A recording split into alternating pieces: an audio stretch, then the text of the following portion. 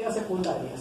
Son todas aquellas que están asociadas a enfermedades sistémicas, que pueden ser enfermedades metabólicas, enfermedades infecciosas, enfermedades neoplásicas, o producidas por toxicidad, que puede ser por fármacos o por sustancias de contraste, ¿no?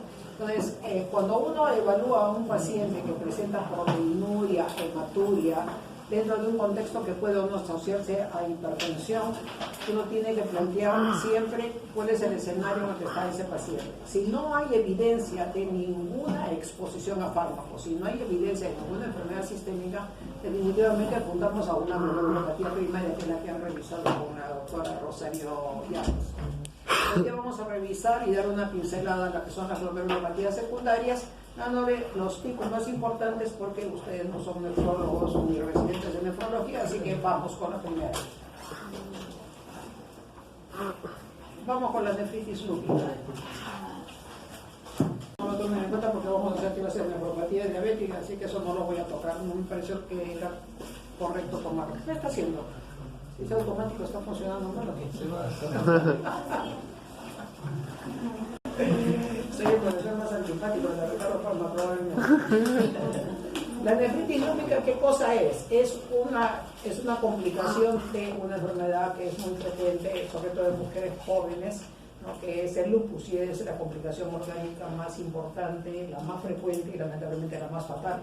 Una vez que una paciente con lupus, varón o mujer, hace compromiso de riñón, su pronóstico de vida cambia totalmente, ¿no? Porque de una u otra manera, si tiene las formas más frecuentes de presentación, que son la 3 y la 4, lamentablemente, ese paciente va a llegar a compromiso de la función renal tarde o temprano, le va a depender mucho de respuestas al tratamiento y de los factores de riesgo que pueda tener asociados.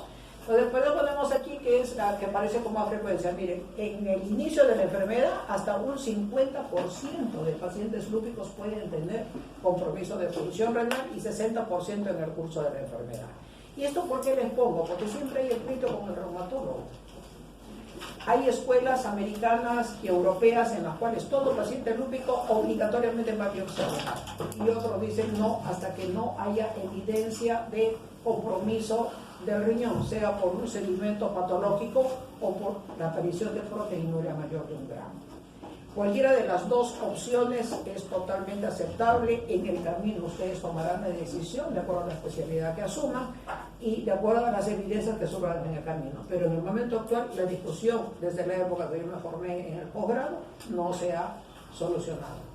Hay gente que biopsia a todos los lúpicos y hay escuelas que biopsian solamente que tienen compromiso o evidencia de compromiso del riñón.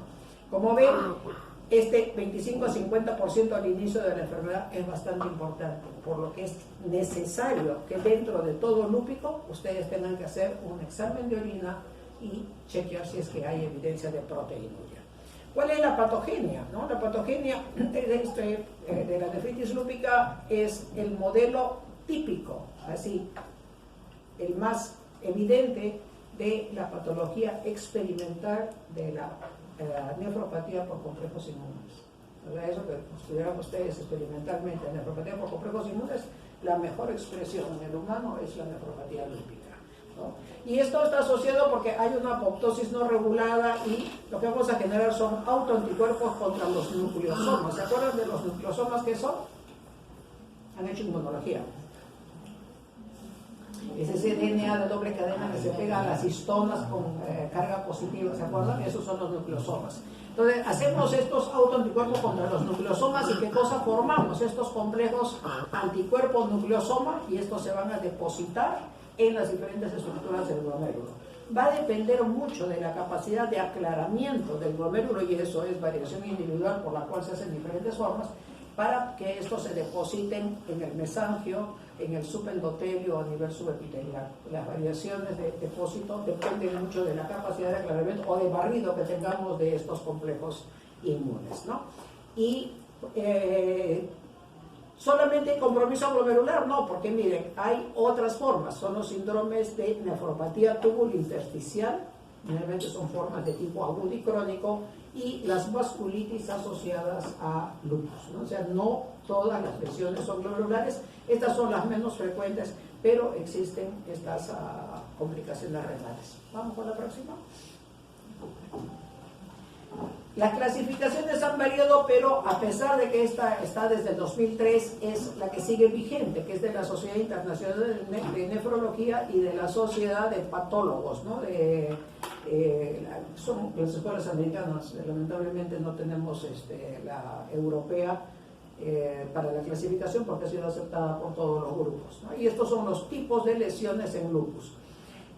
La clasificación nos permite dividir las estrategias de tratamiento y los pronósticos, y por eso es útil esta clasificación. En el tipo 1 es la nefropatía lúpica mesangial mínima, o sea, hay solamente un ensanchamiento del glomérulo. La de tipo 2, donde hay proliferación del mesangio. La del tipo 3 ya es la que hay proliferación focal, o sea, menos del 50% de los glomérulos están comprometidos, y aquí sí hay proliferación de las células mesangiales y hay depósitos de inmunocomplejos en prácticamente todo el glomérulo. La del tipo 4 es la misma que la 3, pero en más del 50% de los glomérulos. La del tipo 5 es la membranosa, que es indistinguible, así, indistinguible en la patología de lo que ustedes conocen de la nefropatía membranosa, ¿no? Porque ustedes saben que no se llama glomerulonefritis, sino se llama nefropatía membranosa. ¿Por qué razón no se llama glomerulonefritis membranosa? No, no se debe llamar así. Ese es un mal término. ¿Qué significa nefritis? Inflamación y proliferación, ¿no es cierto? ¿Y la glomerulopatía membranosa hay proliferación? No. Por lo tanto, el término está mal usado. Entonces, si quieren hablar correctamente, se llama glomerulopatía membranosa, ¿no? Aprendan eso. Que se les escapa, inclusive a los nefrólogos no me llama la atención, pero yo quiero que ustedes hablen correctamente. Entonces, es indistinguible. ¿Cómo la distingo? Por la parte inmunológica, ¿no? Porque obviamente el membranoso común corriente primario no tiene, tiene positivo anticuerpos antinucleares y todo lo demás que se encuentra en el paciente lúpico. Simplemente es una glomerulopatía membranosa. La del tipo 6 es la de cualquiera de estas, la 3 o la 4, la membranosa, que ha progresado a la fibrosis glomerular, en donde ya pues el paciente tiene retención nitrogenada que va a progresar hasta la falla avanzada. Ahora, importante es que a estas clasificaciones, para los que quieren leer más, las divisiones de la 3 y la 4 van a subdividirse. Lesiones activas, donde hay medias lunas, hay necrosis fibrinoide, hay los cuerpos hematoxilínicos en la biopsia, y que califican como activas, o pueden ser lesiones crónicas en donde hay fibrosis en el intersticio, hay infiltrado mononuclear y hay esclerosis del glomérulo, ¿no? Entonces, estas 3 y esta 4 puede ser informada por el patólogo: nefritis lúpica proliferativa focal, o sea, tipo 3, y tienen que ponerle A o C o A/C, que indica que hay de los dos, ¿no? Esa es la forma como el patólogo le puede informar para que ustedes puedan interpretarlo. Pero además les pueden poner esto, que pueden ser globales o segmentarias. Ya cuando hablaron de glomerulosclerosis saben qué es segmentario y qué cosa es global, ¿no es cierto? A ver usted, ¿qué es segmentario? Cuando digo segmentario, ¿a qué me refiero? A ver, ¿quién sabe? Cuando digo segmentario, ¿a qué me refiero? Parte del glomérulo, ¿no es cierto? O sea, aparte de que pueda ser focal, menos del 50%, difusa más del 50%, al mirar cada glomérulo, si el glomérulo tiene las lesiones en parche, no es total, se llama segmentario. Si todo el glomérulo está tomado, se llama global, ¿no? Entonces, hay todas estas variaciones en el lupus, ¿no? Es bastante, digamos, proteiforme en su presentación patológica. Entonces, no se olviden que les pueden informar como A, como C, como A/C, y además tienen que ponerle G o S, si son globales o segmentales. A ver, en automático. Vamos con la de tipo 1. Para no llenarles de tanta información, porque supone que ustedes deben de leer, lo que les he puesto acá es no solamente las características en la patología, sino lo que en la clínica es lo más importante, ¿no? Como les digo, ustedes no son nefrólogos, la idea es no ser los nefrólogos, y la idea es que se lleven lo más importante de cada patología para que ustedes puedan ayudar al nefrólogo a distinguir cuándo existe una razón para que el paciente sea enviado al nefrólogo y no nos manden por las puras todas las lumbalgias que me llegan al consultorio. Me han mandado porque dice que puedo tener enfermedad renal. ¿No duele o no duele? No duele, ¿no es cierto? ¿Qué cosa duele? Duele la cápsula. Entonces, para que le duela, ¿qué tiene que tener? El riñón grande, porque se le obstruyó el uréter, por un cálculo, por un tumor, por un sangrado, por lo que sea, ¿no? O tiene una neoplasia o un quiste gigante que está distendiendo, o le duele los dos porque tiene una pielonefritis debajo, pues con riñones grandazos, ¿no? Pero después no duele. No somos felices porque ganamos plata, pero todos los lugares que quieran. Entonces, lo importante que quiero que aprendan es eso, porque no me maten idea paciente lúpico, lo mando para biopsia renal. No, mentira. ¿Ya? Entonces, cosas, les junto todo para que se les quede todo en su cabecita. La de tipo 1 dijimos que es, la primera clasificación se llama mesangial mínima. ¿Por qué se llama mesangial mínima? Porque no hay muchos cambios, muy bien. Entonces, no tenemos alteraciones en la microscopía óptica, ¿no? A veces se puede informar como ensanchamiento, aumento de tamaño de los glomérulos, pero eso, ustedes ven un obeso igualito van a encontrar glomérulos grandes. Pero sí tienen depósitos inmunes en el mesangio. ¿Qué depósitos inmunes hay en los lúpicos? De las inmunoglobulinas, de la IgG, de la IgA, de la IgM, y de complemento, ¿qué fracciones? C3 y C1Q, que son, no, C4 no sé. Evidencia de enfermedad renal, en algunos casos puede encontrar una proteinuria que es menos de 500 miligramos. Más allá de eso, no van a encontrar. Eso, digamos, pasa desapercibido.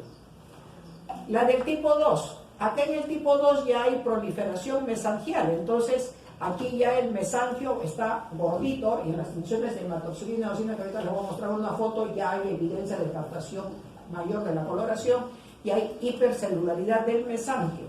Cuando ustedes que han hecho patología renal, ¿hacen láminas de patología? No. Sí. ¿Ya qué les han dicho? ¿Cómo se ve cuando uno sabe que hay proliferación? Porque ese es truco. Ustedes sin saber patología van y le dicen al patólogo que hay proliferación mesangial. ¿En serio?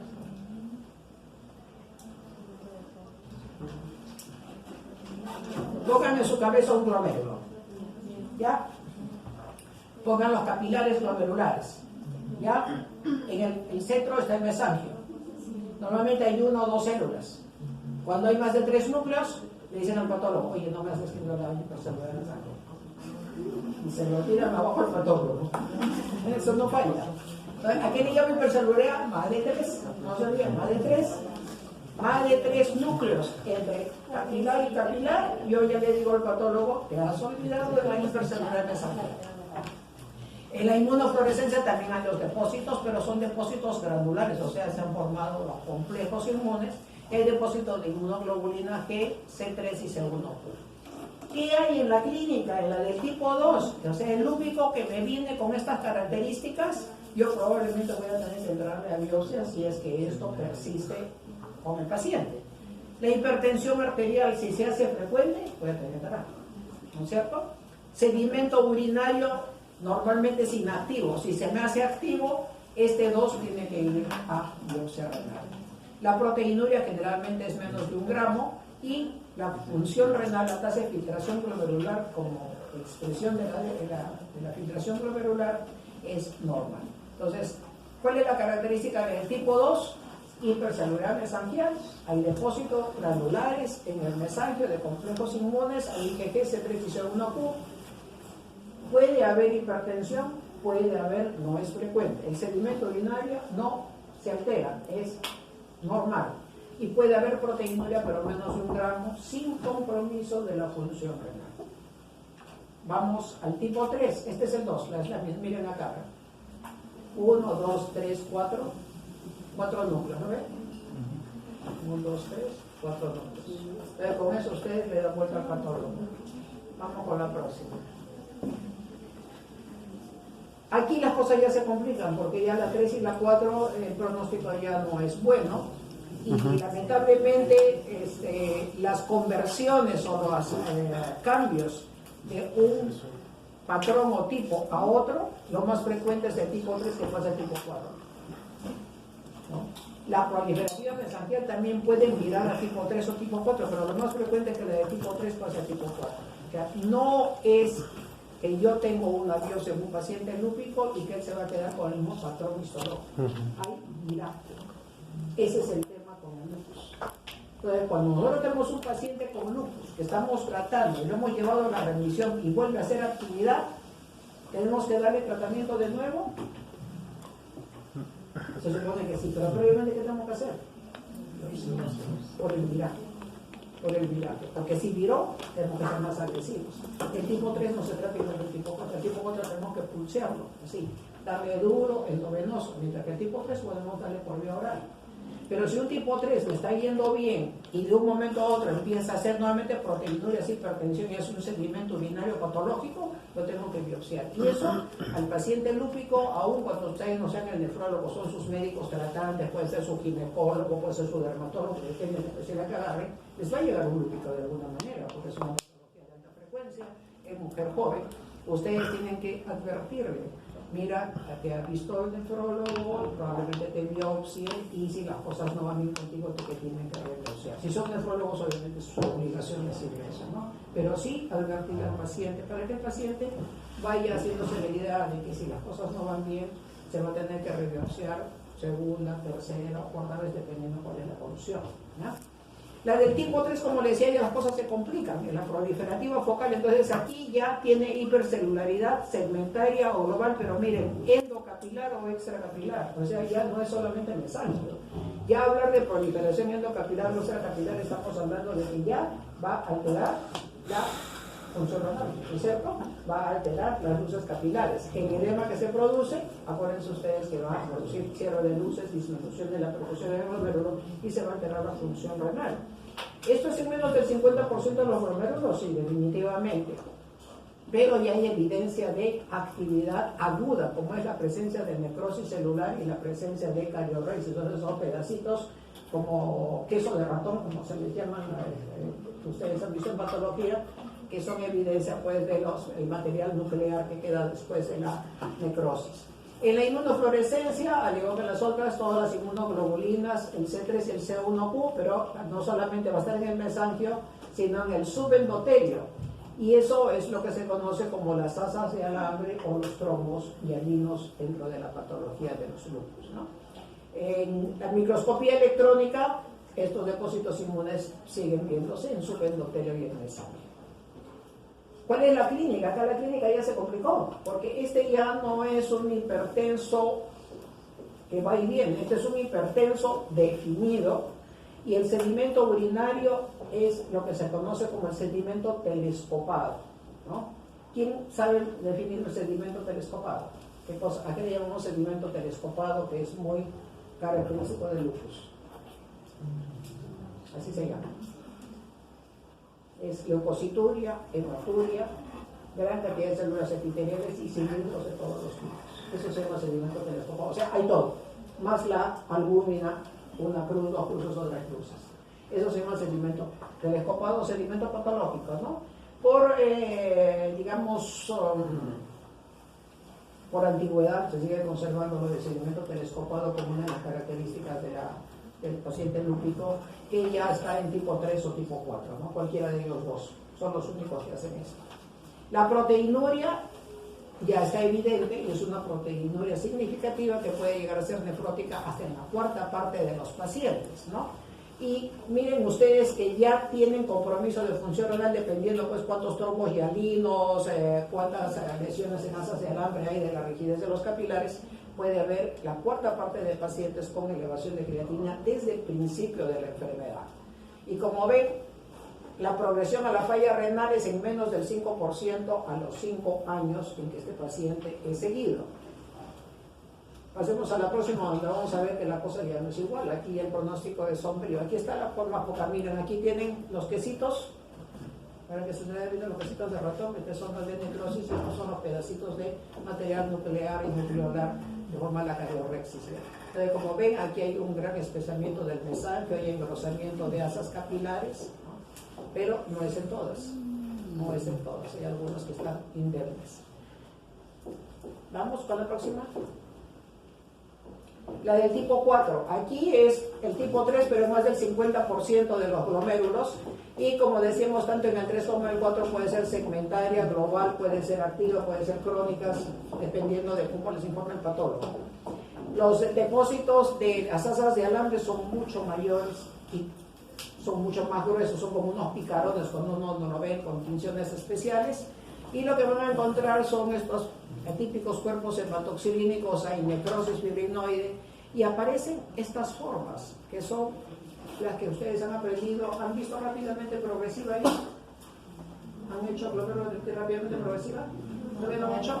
Ya.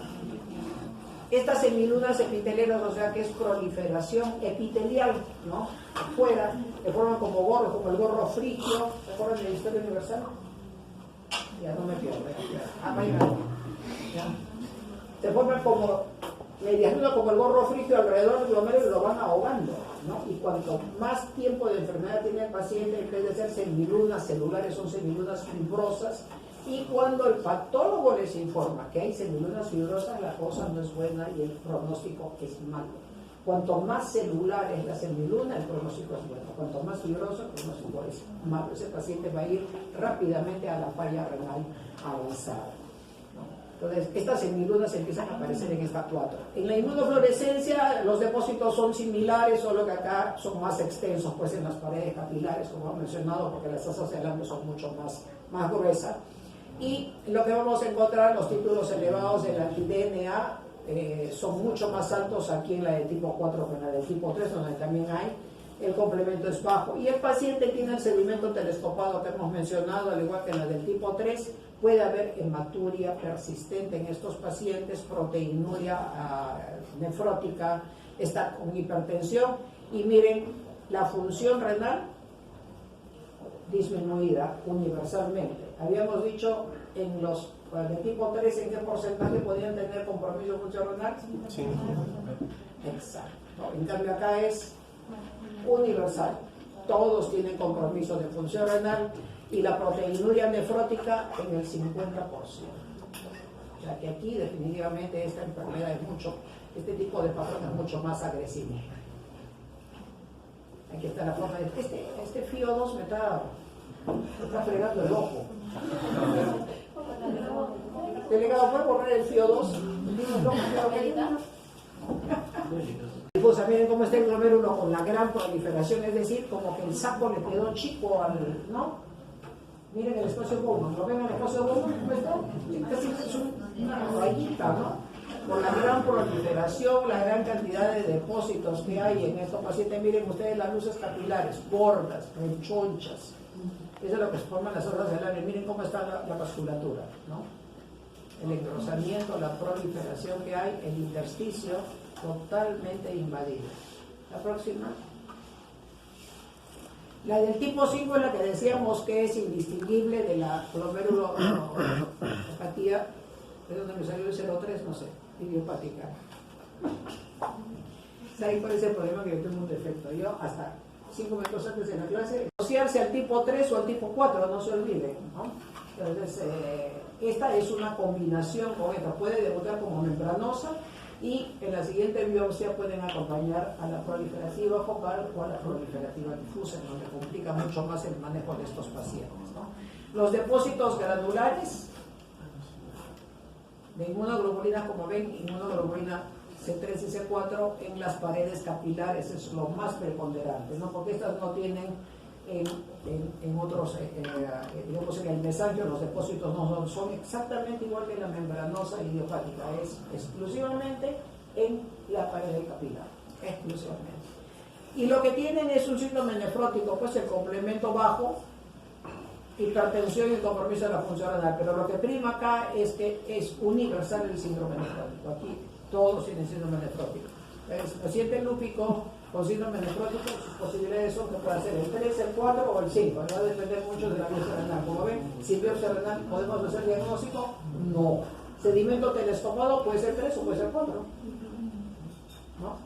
O puede ser el 5, que se ha combinado con alguna de las anteriores. Entonces, esa es la razón por la que el lupus yo no puedo asumir probablemente sea tal. No, todos tienen que ir a biopsia y el paciente lo tiene que entender, ¿no?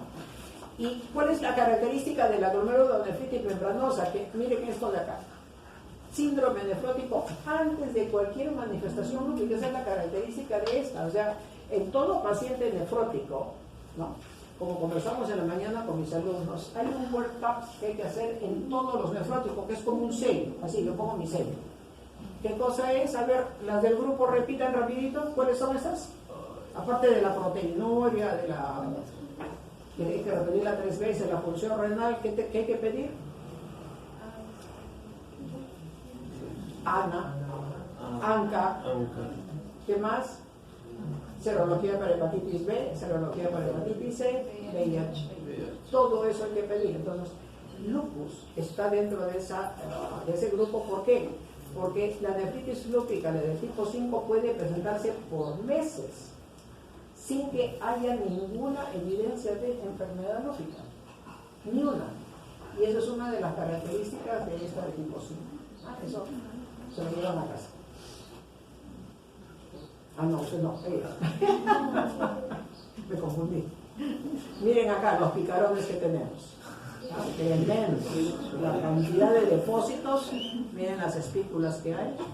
Es tremenda la cantidad de depósitos, ¿no? En las capilares. Como ven, depósitos en el mesangial no son tan evidentes como en el tipo 3 o en el tipo 4. Vamos. La del tipo 6 es la que ya fue a la falla renal, ¿no? Acá los glomérulos ya están pues fibrosos, en donde uno ya no sabe qué cosa es, porque este es como el cajón desastre de las enfermedades renales crónicas, en donde uno puede decir que el lupus sí, puede haber sido una microangiopatía trombótica, sí, puede haber sido una nefropatía tradicional, sí, también, pues el también, porque todas son en el cajón desastre donde los glomérulos están globalmente esclerosados. Y lo interesante es que estos pacientes, como ven acá, tienen hipertensión y compromiso de la función renal, pero los niveles de complemento y anti-DNA se normalizan. O sea, es como lo que le llaman, es lo que todos entienden en inglés, ¿no? El burnout. ¿Saben lo que es el burnout? O sea, el agotamiento, ¿no? Hay el burnout médico, como saben, ¿no? ¿Saben cuál es la causa más importante del burnout médico? Las historias electrónicas. Esa estadística de Estados Unidos, no nuestra, ¿eh? Lean sobre el burnout para que vean ustedes qué cosa es lo que les va a pasar cuando tengan algún daño de médico. Entonces, ese agotamiento de la enfermedad que produce anticuerpos y forma complejo, y un momento que dice, ya me doy, pues ya me agoté, estoy estresado, se acabó, no hay más. Ya no tengo a quién atacar porque ya no hay glomérulo, ya no hay intersticio, y eso es lo que se llama el burnout para los americanos, porque ya no van a encontrar ustedes complemento que se esté consumiendo ni anti-DNA. O sea, el que no lo tenga, un paciente lúpico, que me diga que ha tenido, y yo le encuentro negativo, decir, oye, no sea mentiroso, usted no ha tenido lupus, cuidado con su boquita, cierra, porque eso es cierto. ¿Ya? Tengan mucho cuidado. La próxima, como digo aquí, les vamos a enseñar los trucos para que ustedes aprendan bien las cosas. Tratamiento. ¿Cómo se da el tratamiento? Tipo 1 y tipo 2 le van a dar tratamiento. Si no hay mayor cosa, ¿qué cosa es lo que van a hacer? Todo lo que son manifestaciones extrarrenales. Eso le toca al reumatólogo. Si es que hay hipertensión, como dijimos en el tipo 2, que no es persistente, tenemos que utilizar tratamiento. ¿Cuál es el mejor tratamiento? El bloqueo del sistema renina-angiotensina aldosterona por el efecto nefroprotector que ha demostrado en otras patologías, ¿no? Cualquiera de ellos es exactamente igual, no hay diferencia entre los inhibidores de los IECAS ni cualquiera de los RAS. No hay ningún estudio que se haya hecho especialmente con uno de ellos. Y lo importante es que puede haber transformación a las formas más activas, en cuyo caso hay que tener mucho cuidado. Yo lo estoy haciendo seguimiento, un buen día el paciente viene para chequeo, le encuentro un seguimiento activo y ya se transformó, sobre todo el 2, entonces ahí ya tengo yo que proceder obligatoriamente a biopsia renal. La próxima, el tipo 3 y el tipo 4, aquí sí hay diferentes esquemas. Yo no lo voy a poner a hacer aprender esquemas de tratamiento porque están muy chiquitos para aprender esas cosas. Esas cosas las aprenden cuando son residentes de nefro o cuando van a hacer nefrología. Lo importante es que conozcan qué cosa se usa para cuando vean en las historias sepan de que sí, eso es lo que se usa y está bien hecho. Solamente para eso, ¿no? Sí, porque hay alumnos que les enseñan y les enseñan cosas de la especialidad y yo digo, ¿para qué les enseñan tantos igualitos? Se les va a borrar de la memoria, porque es complicadísimo. Está bien que lo hagan para el residente de nefro o para el residente de la especialidad que sea. Entonces, esquema de tratamiento hay un montón, pero ¿qué cosa es lo que se usa? Corticoides de ciclofosfamida es lo que más usamos, es lo que se llama la terapia de pulso. O sea, le metemos un queco en la vena de 1 gramo de metilprednisolona 3 días seguidos y después le damos ciclofosfamida a dosis altas y le damos generalmente dosis mensuales por 6 meses o le damos 2 mensuales, la mitad de la dosis, ¿no? Eso es lo que se usa. ¿Qué otras alternativas tenemos? Podemos iniciar también con micofenolato o ácido micofenólico, la inducción. Cualquiera de ellas. Y la azatioprina y el micofenolato a la vez sirven para mantenimiento. Pero la inducción generalmente es agresiva dependiendo de qué, el patrón que tengamos. El tipo 3 y el tipo 4, ¿cuál es el más agresivo? La que tenga, de cualquiera de las dos, ¿qué cosa? Hipertensión controlada inadecuadamente, proteinuria masiva y retención nitrogenada. Por mucho que me diga 3 y tiene proteinuria masiva, tiene hipertensión, lo que tengo que hacer es ser agresivo con el tratamiento, ¿ya? O sea, no es de que al 4 por ser 4 necesariamente tengo que ser más agresivo. Puede un 3 tener manifestaciones serias con las cuales yo tengo que recurrir a la terapia mixta de citostáticos con corticoides a dosis alta, ¿no? Y miren ustedes que a pesar del tratamiento, la quinta parte, o sea, 1 de cada 5 se van a ir a la falla renal crónica, lamentablemente. El tiempo es variable. ¿De qué depende? Factores de mal pronóstico. El que empezó con hipertensión o con retención hidrogenada de inicio es el que tiene mal pronóstico. El que tiene proteinuria encima de 1 gramo persistente a pesar de remisión de las otras manifestaciones. El paciente que tiene hipocomplementemia persistente a pesar de remisión de las otras manifestaciones y el paciente varón. Esos son, y en caso de mujeres, ¿cuál es el factor de pronóstico? Aparte de lo que hemos mencionado, el empezar en edad temprana. Cuanto más joven se empieza, el pronóstico es peor, ¿no? Y como dijimos hace un momento, conforme la función renal cae, los brotes de actividad pues entran en lo que llaman el burnout que hemos dicho, ¿no? Y que las biopsias renales son importantes para evaluar el pronóstico, o sea, cuánto hemos logrado nosotros poder controlar la enfermedad. La siguiente, el artritis reumatoidea, que es otra enfermedad inmunológica. ¿Qué cosa tenemos en las artritis reumatoideas? Miren ustedes las patologías que se puedan presentar. En primer lugar, a la cabeza va la nefropatía membranosa, ¿no? Segundo lugar, puede haber una proliferativa mesangial o una proliferativa difusa, cualquiera de ellas. Y una de las más graves, que felizmente es la menos frecuente, es la de tipo crescéntica necrotizante, que es una vasculitis asociada a artritis reumatoidea, es la menos frecuente, felizmente. La amiloidosis, que está asociada a la de tipo AA, que es la asociada a enfermedades crónicas y que puede complicar al paciente con artritis reumatoidea que tiene más allá de 10 o 15 años de enfermedad, ¿no? Sin embargo, en la artritis reumatoidea tenemos que ver las lesiones asociadas a fármacos que se usan crónicamente en estos pacientes, como las sales de oro, la penicilamina, los antiinflamatorios, la ciclosporina, azatioprina y pamidronato. ¿Qué cosa producen? Las sales de oro, la penicilamina, los AINES producen formas membranosas por toxicidad de fármacos. La ciclosporina produce lesión túbulo-intersticial, que puede ser severa y producir insuficiencia renal. La azatioprina y el pamidronato también producen nefropatía túbulo-intersticial, ¿no? Entonces, importante que recuerden que la artritis reumatoidea tiene que entrar en el paciente que tiene las manifestaciones cuando hay presencia de hematuria, proteinuria y o hipertensión, entran en el diagnóstico todas estas formas.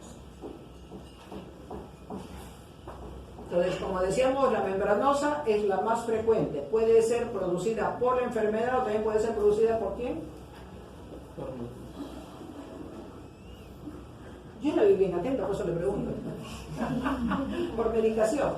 sales de oro, penicilamina y antiinflamatorio, no se olvide. Entonces, si yo encuentro a un paciente con una proteinuria masiva, como artritis reumatoidea, puede ser o por enfermedad o por la medicación, no se olvide, ¿no?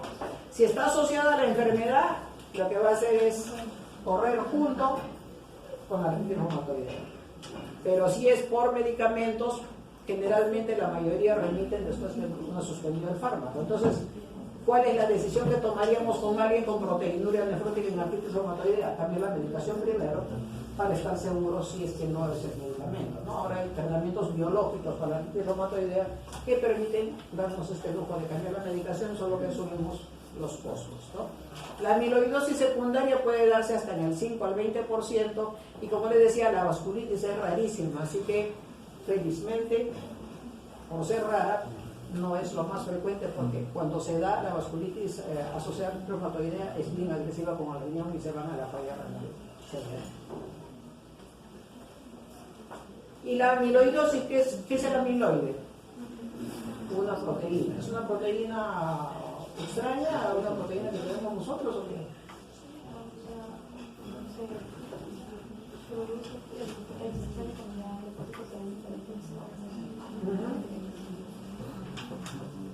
Pero normalmente usted tiene el amiloide. No, ¿cierto? Eso es lo que le pregunto. O sea, no tenemos. Se genera por estimulación de alguien, ¿no? Que generalmente son enfermedades crónicas, son enfermedades de tipo inmune, ¿cierto? Muy bien. Entonces, entendido eso, que el amiloide nosotros no lo tenemos, es algo que aparece en nuestro organismo generado por un problema inmune o por un problema de tipo crónico evolutivo, como infecciones crónicas, por ejemplo, en las osteomielitis está descrito esto, ¿no? En las tuberculosis fibrocavitarias, en los pacientes con artritis reumatoidea está descrita las amiloidosis, ¿cierto? Entonces es un depósito extracelular de esta proteína, es una proteína fibrosa, ¿no? Se llama amiloide y puede depositarse en varios órganos. ¿Cuáles son los de preferencia? El hígado, el corazón, los nervios periféricos, el famoso túnel carpiano, donde hay compresión de qué nervio? Mediano, muy bien. En la faringe superior y también está incluido nuestro riñoncito, pues, lamentablemente, ¿no? Entonces tenemos dos tipos de amiloidosis, la renal primaria, que es la llamada AL, donde no hay enfermedad sistémica alguna, pero sí hay mucha relación con el mieloma múltiple, acuérdense de eso de su patología que han realizado. Y tenemos la forma secundaria, que es el amiloide AA, ¿no? En donde hay un problema inflamatorio crónico. Lo más frecuente es la artritis reumatoidea, que es la que acabamos de mencionar, pero podemos tener también asociadas espondilitis anquilosante, que se presenta en un 10%, o infecciones crónicas, donde tenemos a la tuberculosis fibrocavitaria, esas que son resistentes al tratamiento y que generalmente lo vemos asociados a enfermedades con deficiencias inmunes, como sucede con los pacientes con SIDA, ¿no? La amiloidosis primaria, como le decía, puede darse asociada al mieloma múltiple y no hay una enfermedad sistémica asociada. Es el paciente con síndrome nefrótico, en donde uno empieza a buscarle todas las causas, no las encuentra y empieza a sospechar que puede ser una amiloidosis, hace la biopsia y encuentra que esta es el diagnóstico. En la forma primaria, esta de acá, es una cadena de tipo IgG monoclonal, ¿no? De clase lambda, y por lo general ustedes lo van a encontrar en adultos mayores. Entonces, ¿qué debo pensar en un paciente adulto mayor? La posibilidad que sea un mieloma o que sea una amiloidosis de tipo primario. Para poder saber que es así, no solamente es el riñón que está comprometido, sino voy a evaluar y voy a encontrar que hay depósito también, voy a encontrar en encías, en hígado, o en el corazón, o el paciente tiene manifestaciones de polineuropatía o mononeuritis. ¿Necesito yo biopsiar el riñón para amiloidosis? No. Puedo hacer biopsia gingival o biopsia de grasa preperitoneal. Y con eso puedo hacer. Antes hacía biopsia de recto. ¿Se imaginan qué incómodo? A todo. Voltea, te tengo que hacer tu hueso, a ver si tienes amiloidea. Ahora biopsia gingival de grasa preperitoneal. Entonces ya está más simpático. Y se evita entrar al riñón, ¿no? Cuando hay la sospecha. O sea, no puede haber nada de sospecha que porque es adulto mayor, la posibilidad que haya anemia, me huele a que esto puede ser mieloma, voy a hacer una actividad medular ósea, no tengo duda, las células plasmáticas están entre 15 a 18%, no califica, tengo que saber si hay depósito de amiloide. Me preparo, hago mi biopsia gingival, pido al estomatólogo, me hago grasa peritoneal y lo que hago es pedir al patólogo hazme las tinciones especiales para amiloide porque no le encontré otra cosa y me parece que es sospechoso. Es adulto mayor, tiene estas características y no estoy seguro que sea mieloma porque la proteína electroforético no es contundente y la médula ósea tampoco, ¿no? Y esa es la forma en que lo descubro. La forma secundaria ya hemos dicho que está asociada a enfermedad inflamatoria y es mucho más fácil de poder diagnosticarla, sobre todo si tenemos espondilitis anquilosante o una arteriofibra cavitaria. Vamos mi automática. Las manifestaciones, ¿cuáles son? El síndrome nefrótico típico, ¿no? Y la función renal va a depender mucho de cuán agresiva es la enfermedad y cuánto tiempo tiene de proteinuria. Acuérdense que la proteinuria es tóxica y es la que va a producir el componente de daño intersticial. Esto es importante que lo recuerden, es un síndrome nefrótico sin hematuria. Cuando tiene hematuria ya cambió el diagnóstico, ojo, ya cambió el diagnóstico. La amiloidosis no tiene hematuria, igual que la nefropatía diabética, no hay hematuria. Si hay hematuria, piensen de que hay otro componente, siempre. Que puede haber excepciones a la regla, sí, pero lo que tenemos que pensar es en la masa más grande, ¿no? ¿Cuál es la característica de los riñones? Que son riñones grandes. Y estos riñones grandes, al igual que el riñón del diabético, son grandes hasta cuando están en diálisis. Entonces, y hay preguntas en los steps que dicen, la siguiente lista señale cuáles son el riñón que no está grande cuando el paciente entra a diálisis. Y les van a poner uno por ahí, pero los que son grandes son el paciente con amiloidosis, el paciente diabético, el paciente con enfermedad nefrótica por VIH, el paciente con escleroderma, los riñones poliquísticos. Son los 5 que tienen riñones grandes y que están en el estadio 5 de enfermedad renal crónica, o sea, están ya para diálisis, ¿no? Y como ven, la característica es el rojo de Congo, pero muchas veces es más evidente la birrefringencia verde con luz polarizada, que es la que nos forma el patólogo. Eso es típico y es un cognomónico y hace el diagnóstico. Y estos depósitos están a lo largo de los vasos sanguíneos y del pesante, ¿no? Ese es el patrón de distribución. ¿Qué opciones hay de tratamiento? Muy pobres. Y el pronóstico en diálisis es malo, no van bien. Tengo ahorita la mamá de 2 exalumnos de San Marcos con amiloidosis que está para diálisis y la decisión de estos chicos médicos jóvenes es si ponen a la madre en la diálisis o la dejan que entre en coma urémico. Difícil decisión, imagínense ustedes. Ella es una enferma por artritis reumatoidea, tiene actualmente 65 años. Una decisión bien dura de tomar, ¿no? Y esa les ha planteado todo. Y bueno, no sé qué decidirán estos muchachos. En la forma primaria, miren, hasta los 2 o 3 años de diagnóstico hacen daño renal terminal. Las de tipo secundario por lo general tienen un tiempo mucho más prolongado, pueden durar entre 5 a 10 años en promedio, pero queman riñón rápidamente por las proteinurias masivas que tienen, ¿no? Como ven, la sobrevida a 5 años es menos del 20%, ¿no? Por enfermedad renal terminal. Voy a apuntar tu cabeza, que me andas tapando acá. Generalmente, miren ustedes, a 5 años, menos del 20%, o sea, es bien pobre, el pronóstico es malo.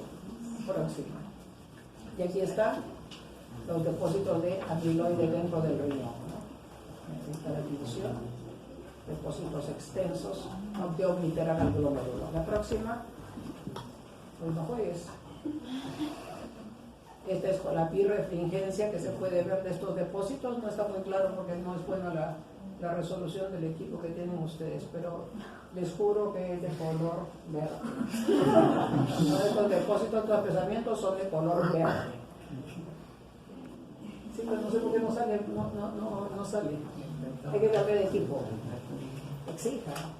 El mieloma que hemos dicho que es causa de amiloidosis de tipo doble A o AL.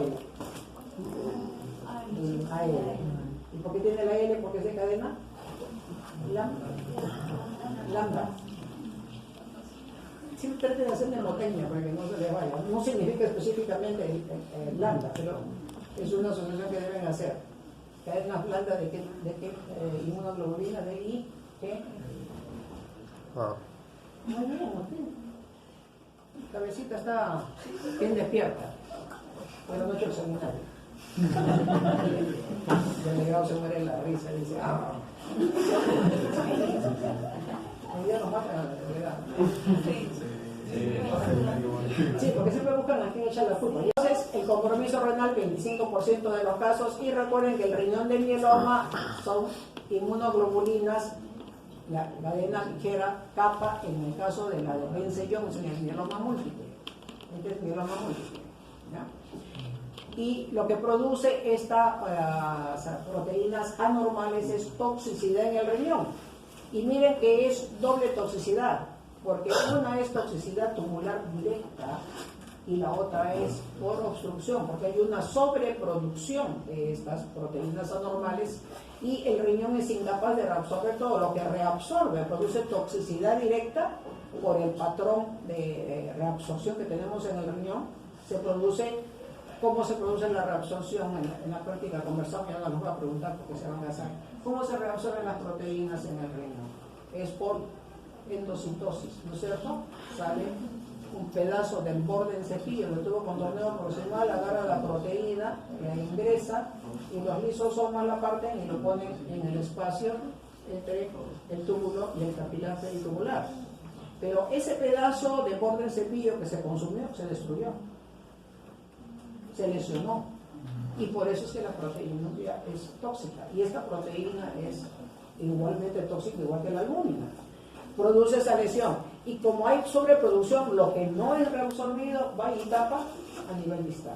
Entonces, por eso les pongo que es un doble mecanismo. La toxicidad directa por el exceso de reabsorción y lo que no se reabsorbe por la gran producción de proteínas de la sobreproducción tapa al túbulo distal. Y esa es la razón por la que se daña el riñón, ¿no? El daño tubular más temprano, ¿qué cosa va a generar? Síndrome de Fanconi. ¿Por qué? Porque es a nivel proximal donde se produce la lesión. El Fanconi, ¿qué cosa es? La disfunción tubular múltiple del tubo contorneo proximal. ¿Qué se reabsorbe en el tubo contorneo proximal, delegado? Glucosa. ¿Qué se reabsorbe en el tubo contorneo proximal? Glucosa, aminoácidos, sodio, bicarbonato, aminoácidos, lactatos. Entonces, y el bicarbonato, que es importante, también se pierde. O sea, todo eso se pierde. Y el síndrome de Fanconi es glucosuria, fosfaturia, aminosiduria, bicarbonaturia. Todo eso es el síndrome de Toni-Fanconi. Más conocido como Fanconi porque de Toni nadie se acuerda, no sé por qué. Entonces, eso es lo que genera daño tubular proximal. Entonces, todo esto se pierde, ¿no? Entonces, hacen una disfunción que se asocia a deshidratación en estos pacientes. Y la proteinuria siempre es por cadenas ligeras. Por eso es que cuando ustedes hacen la proteinuria normal en un paciente que sospecha mieloma múltiple, va a salir que la proteinuria es ausente. Tienen que pedir un proteinograma electroforético en orina y pedir proteína de Bence-Jones. Si no, les sale negativo, ¿no? La amiloidosis es como consecuencia de la persistencia de estas cadenas anormales, ¿no? Y que se van a producir depósitos dentro del riñón, que se asocian al mieloma múltiple, que es importante reconocer. O sea, si yo tengo un síndrome nefrótico, es un paciente hinchado, anémico, en que sospecho de que puede ser un síndrome nefrótico, pero no estoy segura si es que tiene un mieloma múltiple, que me sospecho por lo que tiene anemia, chequeo esto, hipercalcemia e hiperuricemia.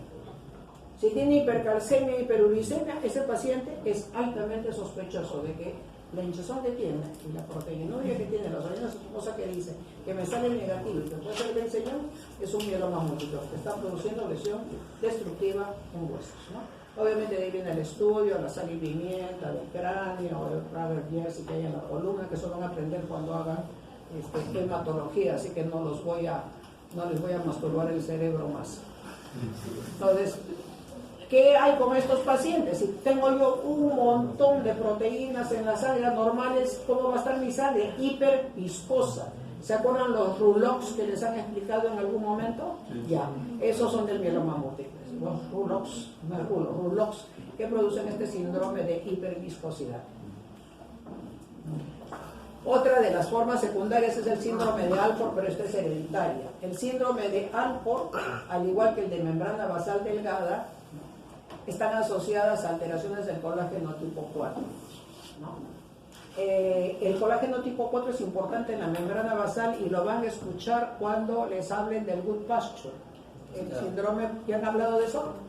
No, está bien, pero van a hablar del good pasture, que es pulmón, riñón, ¿no es cierto? Y todo el tema, cuando se habla de membrana basal, se refiere al colágeno tipo 4 y a ese tienen que aprender a conocerlo, ¿no? Las cadenas alfa del colágeno tipo 4 hay 1, 2, 3, 4, 5. Esta nefritis hereditaria del síndrome de Alport es porque estas cadenas alfa están alteradas, ¿no? Hay una alteración en la cadena 3 y en la cadena 5, que es la que produce que esta membrana basal se ponga delgadita y se deslamina, como que se perdiesen las láminas de la membrana basal. Y estos pacientes, pues, debido a que esta membrana basal se adelgaza en esta gente joven, hacen hematuria, ¿no? Hacen proteinuria y se asocia a otras manifestaciones que tienen que ver con este patrón de colágeno, la sordera neurosensorial, que es característica en estos pacientes. ¿Cuál es lo malo de este Alport? Que miren ustedes, entre los 20 y 30 años están en crisis. O sea, es bastante agresivo este síndrome de Alport. Entonces, ¿qué es el Alport? Alteración en la cadena 3 y 5 del colágeno tipo 4. Síndrome de good pasture también es en el colágeno tipo 4 que se produce anticuerpos contra la membrana basal, específicamente contra el colágeno tipo 4. Ahora, ¿por qué hay pulmón-riñón? Porque en la membrana basal alveolar existe la cadena 3 del colágeno tipo 4 y dependiendo de la cantidad de inmunocomplejos que se forme, no solamente va a atacar al riñón, sino va a atacar al pulmón. Pero quien le gusta, por quien tiene afecto, que es su amante, es el riñón. El pulmón viene, si es que me sobra, le doy un poquito. ¿Ya? Eso se acuerdan. La próxima. Siempre como a los amantes, si me sobra, te doy un poquito. Están abriendo mucho conmigo ustedes. No sé si ustedes son. Vamos con la nefropatía asociada a HIV, que se conoce como IBAN en la literatura, así lo pueden encontrar, ¿no? Tenemos ahorita un paciente en la cama 20 de la sala Santo Toribio que estamos viendo con los chicos de práctica, si quieren ver el caso. Lamentablemente hemos ido a votarles porque ella tiene falla renal avanzada, ¿no? ¿Cuántos hablamos de depuración? 6. ¿Alondra? 6 de depuración. 6 de depuración de creatinina. 6. 6 salió, ¿no? Ya llegamos tarde. Entonces, estos pacientes hacen síndrome nefrótico. Entonces, como tienen un paciente con HIV y tienen proteinuria nefrótica, pensar en que esto puede ser una nefropatía asociada a la enfermedad. Y estos progresan rápidamente. ¿Por qué? Porque hacen glomerulosclerosis focal colapsante, que es la forma más grave de glomerulosclerosis focal. ¿Han visto todos los patrones de esclerosis focal glomerular, ¿no es cierto? Sí. ¿Cuáles son? La que está más pegada a la arteriola aferente, la que está más... La periliar, la que está más... la TIP, más hacia... la clásica. Ajá. Y la esclerosante, ¿no es cierto? La esclerosante es la de peor pronóstico y es la que se ve con estos pacientes. Entonces, en estos pacientes lo clásico cuando hacen la complicación es que tienen un recuento bajo de CD4, ¿no? Habitualmente va conforme la enfermedad va siendo tratada, va apareciendo agresión. Pero hay pacientes en los cuales puede ser la presentación inicial de la enfermedad. La histología que muestra esta variedad colapsante y el tema de la esclerosis focal acá es que el intersticio se daña severamente, hay mucha fibrosis, por eso es que muy rápidamente van a la falla avanzada. Hay otras lesiones asociadas a HIV, sí, para curiosidad de ustedes, hay glomerulonefritis proliferativa difusa, hay microangiopatía trombótica,